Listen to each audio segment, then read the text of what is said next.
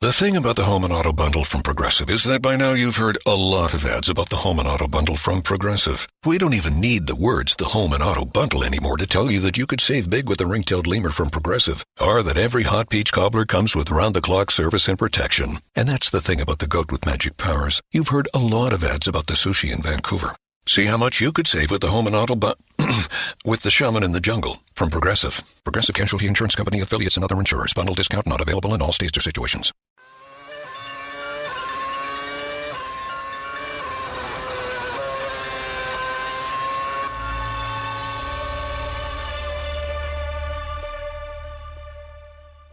Happy Holi, guys! Holi is the festival of colors in India. Happy Holi, and I think the only colors I can think of are the different colored Pirelli compound tires. In fact, the colors of the Pirelli tires are the primary colors we play Holi with in India. Kunal, that is a very astute observation. And I'm sure all our listeners who haven't played Holi are actually Googling it right now as we speak. Yes. I am only going to pray that the Holi-colored Pirelli tires do not fail us in 2017. Fingers crossed. By the way, Formula One on social media wished fans happy Holi. And only that they used images of the Abu Dhabi Grand Prix. I don't know why did they do that. I wonder, did Formula One lose the backup of images of the Indian Grand Prix? That's possible, right? I mean, to give them the benefit, it was a really long time ago. Maybe they just forgot it happened. Interestingly and thankfully, and this has got nothing to do with the Indian Grand Prix, Liberty Media has said that European races are key to Formula One's future, and I just love the sound of that. They're talking of reviving races in France and Germany, and again, they're making the right noises. No wonder Bernie Ecclestone did not want to stay on. So guys, this week's episode of the Inside Line F1 podcast is really exciting. We're going to crack a few more jokes. Okay, a lot more jokes at the expense of McLaren-Honda. In fact, we tell you what if McLaren switch engine suppliers mid-season, and more importantly, can they? That's a very pertinent question. Renault say that they're on target for 2017, and I'm not sure whether being unreliable was their target, but okay. And lastly, we look forward to the 2017 Australian Grand Prix, where Max Verstappen could unveil a new party trick. My God, anything with Max Verstappen in it is exciting for me already. Yeah, so stay tuned till the very end of this podcast, like you do every single week. Yes, guys, only a few more days to go, and the 2017 Formula One season will be go! I can't wait to hear, that amazing sound that goes, the 5 lights illuminate. And probably the freight is on its way to Australia already. Kunal, I have to ask you, where is my ticket? You had promised the entire Inside Line F1 podcast team at least one race this season. Oops. That's the only reason why I'm on this podcast in the first place. Hell, you know what? You had promised us a garage tour too. And now when I remember properly, you had also promised me a private karaoke session with Kimi Raikkonen and a coffee date with Pastor Maldonado, since he has nothing better to do these days. And he's still not unblocked me on Twitter. Kunal, you had promised me a personalized Alonso emoji. Okay, guys, she's not drunk, I promise you. We have a breath analyzer test before we enter into the studio. I just hope, Kunal, your promises are not like Honda's. Oops. Because in that case, I am not getting anything and I should just be happy with like my TV coverage of the season. And all the thousands of listens you're getting every single podcast. But you got to make up your mind. Would you rather go watch a race, or would you go to Kimi Raikkonen's karaoke bar in Helsinki? We can actually book tickets once you make up your mind. I was just thinking that I wish I had Toto Wolff as my representative. You'd have a bit of both. I would have had all of the above. I would be driving for Mercedes right now. Anyway. So while we're waiting for the Australian Grand Prix to begin, of course, the season for the Inside Line Formula One podcast team started in the first week of January itself. We've actually been holding fort while the teams have been figuring their cars out. the drivers, their fitness, and more importantly, Honda, their engine. I think Honda is just figuring out their life and their future and all of that.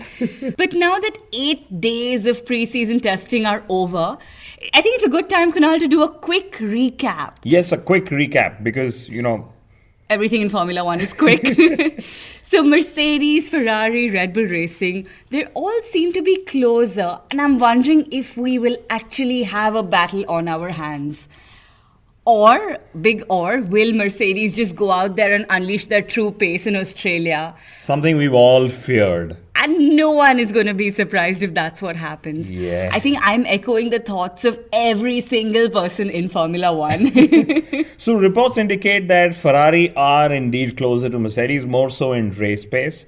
Red Bull Racing, for that matter, are probably a little behind. But the key summary of the preseason tests is that neither of the teams are willing to accept the favorite tag. They're literally passing it around like a parcel. I'm just wondering if that's ominous in any way, given how they're all just going around praising the other teams. Strange. I'm guessing this is Mind Games 101. So the sharp end of the grid might be tight to choose from, yes. But the bottom, I have a feeling it's going to be Sauber versus McLaren, or maybe just McLaren against their own self. It's going to be McLaren against that racetrack, as they struggle to get to the end of it. Maybe they'll put a GP2 car out there to just see if it goes quicker than McLaren. Ouch. Ouch. Well, I'm not sure about you, but McLaren are my favorites for 2017. And they're definitely trying hard. Let's give them that, guys. McLaren taking nothing away from you guys. But their struggles and their trial and their tribulations are definitely helping us hit some amazing ratings on iTunes and Audio Boom. So yes, thank you, McLaren. And with the new season just about to start, we have a new announcement as well. So we are now also available on Google Play Podcasts.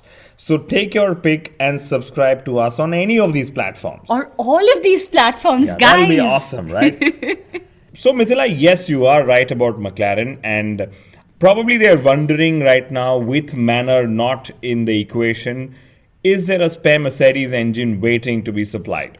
At what point will they finally give up and just activate their backup plan? Do they even have a backup plan? I think Jenson Button is McLaren's backup, because if Fernando Alonso goes, they'll just call Jenson Button, who will probably be running a triathlon somewhere and say, okay, Zach, I'll be over to the factory. Yeah, maybe just jumping into that car will be the fourth leg of his triathlon. And seriously speaking, and we've actually had a few listeners asking this to us, especially on Facebook. So if McLaren choose to switch engine suppliers mid-season, which they can, it's just that they lose all World Constructor Championship points earned till that very race, which means that they will actually start from zero with the new supplier. Kunal, that's assuming that they've earned any points to begin with in the first place. Basically, McLaren will not lose much. They'll actually gain some horsepower, because Alonso's anyway said there's some 30 horsepower. No, he said he's 30 kilometers per hour slower on the straight. That's unbelievably slow for a Formula One car. Ouch. And what's even more slow is that Fernando Alonso, in his debut years with Minardi, was 2.8 seconds off the fastest lap in testing.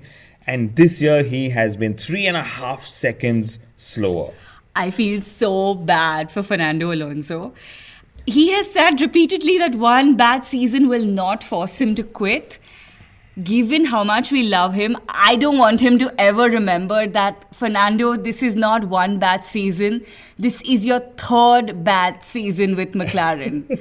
Assuming it's bad, of course. Yeah, we'll be okay if Fernando doesn't tune into this week's episode. But here's another funny one that I read. So Fernando Alonso was asked by a journalist if he could take the super fast right-hander turn 3 flat out in Barcelona. And he actually said that with the power they are generating with the Honda engine, all corners are flat out.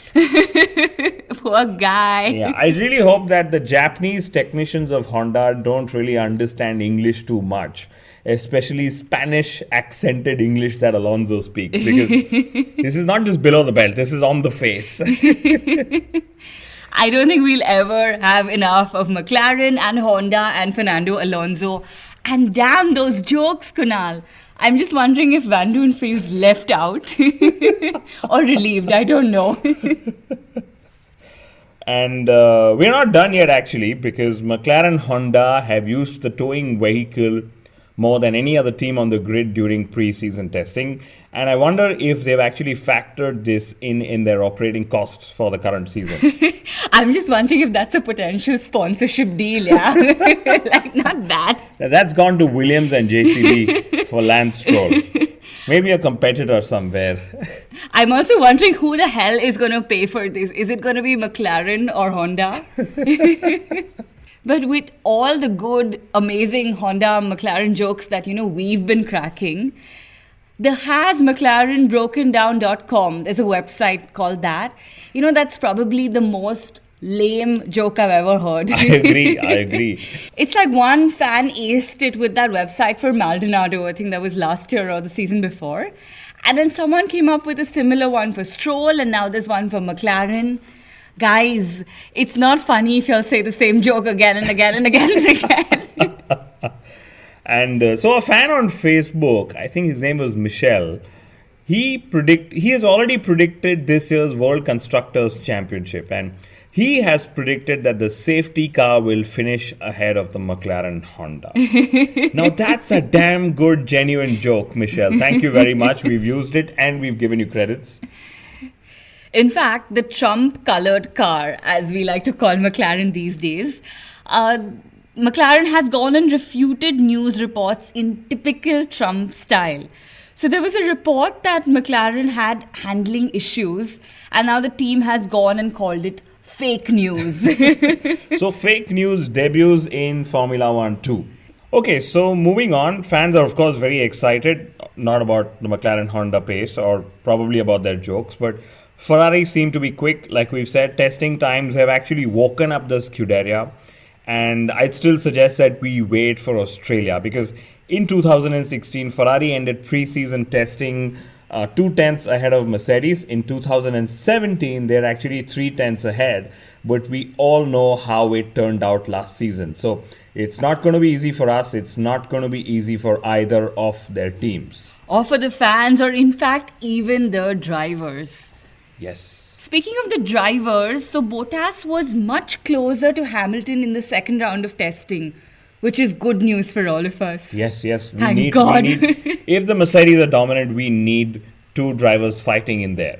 What's better news was that Lance Stroll did not do another Maldonado. And I'm sure he was mentored to calm down and told that, listen, just rake in all those miles, because what you're paying for is to race that car and not keep crashing it. Pascal Wehrlein made a silent debut in the Sauber. And that too, Kunal, did you notice he had a blackened Mercedes logo atop his helmet? So he's clearly reminding all of us that he is racing a Ferrari-powered car. That's also an interesting branding, guerrilla branding opportunity for Mercedes in my view. But anyway, I saw the final number of laps and kilometers clocked in testing by each team and driver. And it seems that the final number of laps by each team correlated to where that team finished last season. Yeah, so I've been a little verbose. You can rewind 10 seconds and hear me back again. So Mercedes did 6,000 odd laps in 2016 and just 5,100 laps in 2017. That's 900 laps less. So basically they know that the others have to do all the catching up. And Ferrari, who are in fact doing all the catching up, did 100 more than their tally in 16. But Kunal, their 100 more was still 150 less than Mercedes. Basically 2 whole race distances. Could this be the actual distance by which Ferrari could lose over the course of the entire year? You never know. That's interesting. And here are the funny ones actually. Force India did exactly the same number of laps in 2017 as they did in 16. That's about 780 laps. And I thought that the team finishing fourth would mean more money for more petrol to test that bit more, but clearly not. That's actually a good joke. I thought you were going to say something like, I hope they're as consistent as they were in 2016 or something. And so Haas Formula One team did double the number of laps. And it seems that the Americans are getting more and more confident in this British sport. And Haas, in fact, did more laps or twice the number of laps as McLaren this season. My worry is for Red Bull Racing. So we know that they're a team who is eyeing the top step of the podium. But Kunal, they're only 7th on the overall testing mileage list. And there's some 150 odd laps lesser than last season. So, frankly, I think all Renault teams are in some sort of trouble and they know that. And they've managed nearly 3,800 kilometers less in testing than Mercedes and Ferrari power teams. And Renault, in fact, have said that they are still on target for 2017. So, for Red Bull, Ricciardo, Verstappen's sake, let's really hope that they are. But Renault is not in as much trouble as the Honda power team McLaren. In fact, Honda's troubles have probably masked some of Renault's issues. That's an interesting point. We didn't think of it. Yeah, McLaren has managed the least number of laps this season too in testing. Surprise, surprise. And Kunal, this is 40% lesser in 2016. So the news has only gotten worse for the team, unfortunately. So if they score 40% less points than 2016, there is some bit of correlation here. But we're just going crazy with our statistics. And as for Honda, since they only supply to one team as a power unit manufacturer, they have had at least 10,000 kilometers of testing less than Mercedes, Ferrari and Renault. So all in all, some really bad news if you're a McLaren-Honda fan. I thought you were going to say that 10,000 kilometers is the distance that McLaren is going to lose out by over the season. Though, you know what I am really worried about? I don't think McLaren-Honda managed to log more than 20 laps at a stretch. Basically, I'm concerned about whether they'll be able to manage an entire race distance in Australia. That's actually $1 million question. Alonso and Van Doon would be so annoyed with the team, cursing McLaren because what is the point of superhuman fitness if the cars don't test it? But the one thing that Alonso might be willing to bet on is the $1 million question you asked. Can McLaren go the race distance in Australia? And he'll probably make more money this way, I think, because I'm sure he's not unlocking any of his performance bonuses for the last couple of years as well. By the way, Fernando Alonso has the least number of laps in pre-season testing this year. Only 190. Oops. So one more chart that he's at the bottom of, unfortunately. That's like roughly 4 race distances. But ouch. In fact, Pascal Wehrlein participated in only one test. And he has done more laps than Fernando. That's like major burn. And Alonso did not even participate in the race of champions. So net Alonso has lesser track time. But anyway, enough of the preseason testing. We've pretty much pulled out every single data and resource we could. And it's now time to look forward to the Australian Grand Prix, where we will know who's quick and who's not. And very crucially, who's able to overtake and who won't be able to overtake. Speaking of overtaking, Massa has already said that he was much quicker than the Sauber, but he just could not overtake. Well, folks, I think that's just because that's Felipe Massa we're talking about here. I can't really remember one really memorable overtake that Massa has had all these years. Don't get me wrong, I really like the driver. And this is also probably why Rob Smedley has said that the 2017 cars are suiting Massa's style. That's probably the non-overtaking style he's had all these years. I am actually very, very excited to see Max Verstappen's brand new party trick. And Kunal, that is not just standing on the top step of the podium. His new party trick is juggling. How cool is that? Yeah, I saw a video of that on social media. The shoey is now way back last season in 2016. So if Max does get onto the podium, he'll have his podium hat, he'll have a champagne bottle, and he will have a trophy. So 3 things he can use to juggle this season. Lastly, GP2 is now called F2.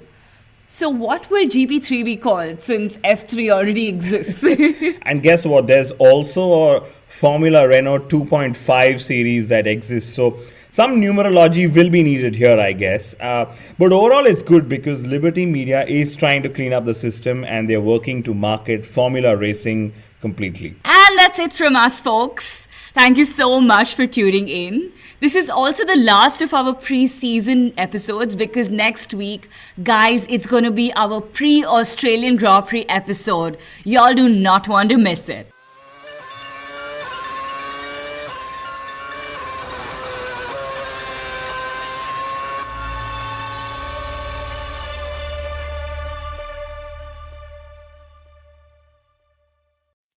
For the ones who know that a little late is always too late, and that the clock doesn't stop just because you're missing a part, Grainger offers supplies and solutions for every industry. And our Keep Stock inventory management solutions help ensure you have the right stuff in the right place at exactly the right time.